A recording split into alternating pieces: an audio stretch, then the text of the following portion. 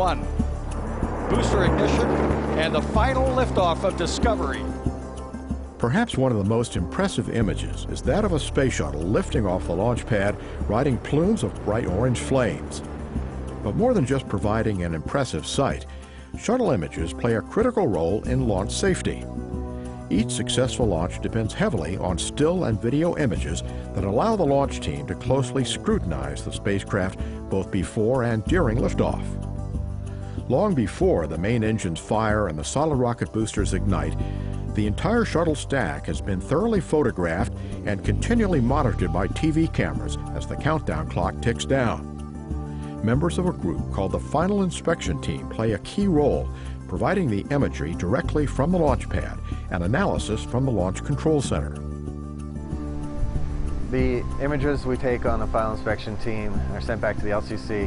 When we give the report to the Mission Management Team and to the Launch Director, to the SPE, they can look at our imagery, and in particular ones we single out and tell them that we know there is a problem here.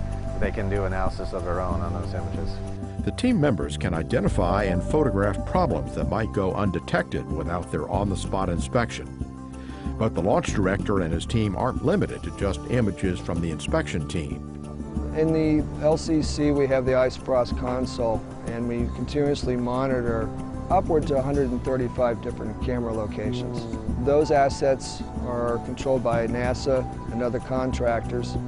Some as far as, I believe, close to 20 miles south and 20 miles north of the launch complex. Some of these assets are basically large telescopes, and they will be able to film the orbiter several minutes into its flight profile.